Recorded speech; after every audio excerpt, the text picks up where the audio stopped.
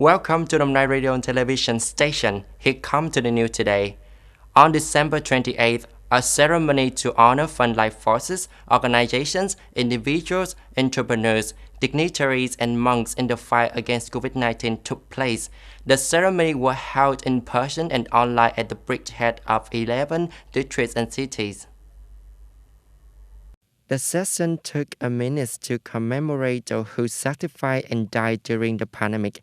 Vice Chairman Nguyễn Xuân Hùng sent his gratitude to the government, ministry, and branches for facilitating and supporting the pandemic prevention and control in Đồng Nai.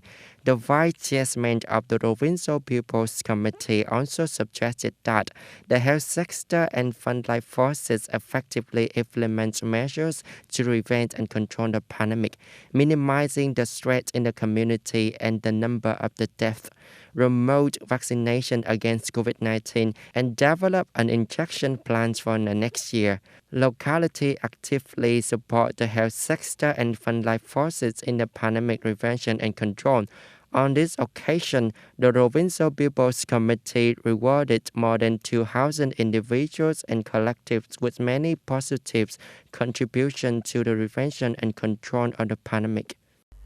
Vietnam and the World Bank have just signed a credit agreement worth $221.5 million to support Vietnam's recovery from COVID-19 pandemic. The credits is provided through the World Bank's International Development Association, which provides concessional loan to low-income countries dispersed directly into budget on favorable terms for a loan term of 30 years, a grace period of 5 years.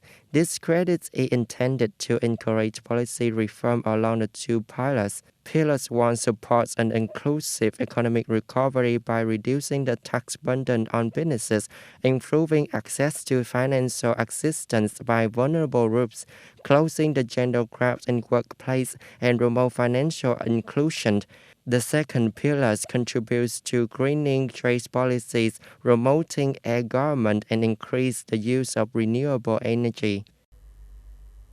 According to the Vietnam Railways Corporation, in 2021, although rail transport is heavily affected by COVID-19 pandemic, international intermodal freight, including goods to Europe, will grow by double digits.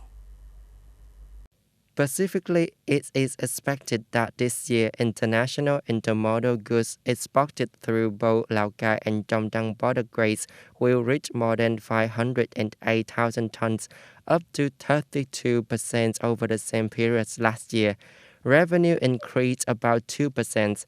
Inbound international freight is expected to reach more than 635,000 tons, an increase of more than 38%. Revenue increased about 16%.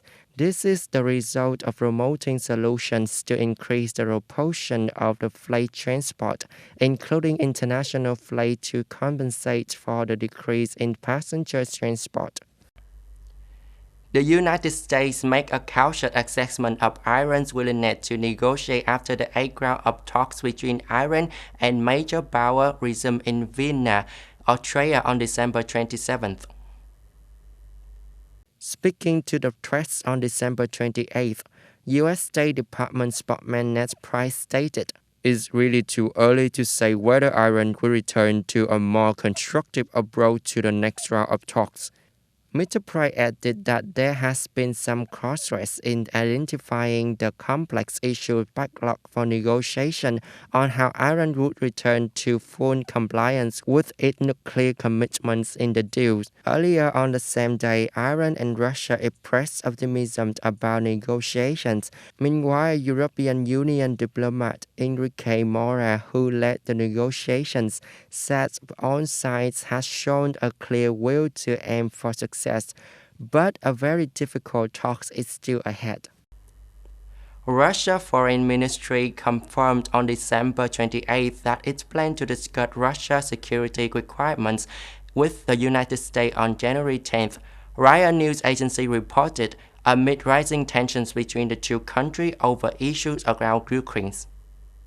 A spokesman for the U.S. National Security Council earlier said that at the meeting, U.S. and Russian officials will discuss exchange concerns and that any decision on Ukraine will have to be involved by this country. The official also says that Russia and NATO are likely to hold talks on January 12th, and another meeting between officials from Russia, the US, and many European countries is expected a day later. Russia recently presented a list of security proposals it wanted to negotiate, including a commitment that NATO would abandon military operations in Eastern Europe and the Ukraine. That's all on the news today. Thanks for watching us. Have a good time. Goodbye.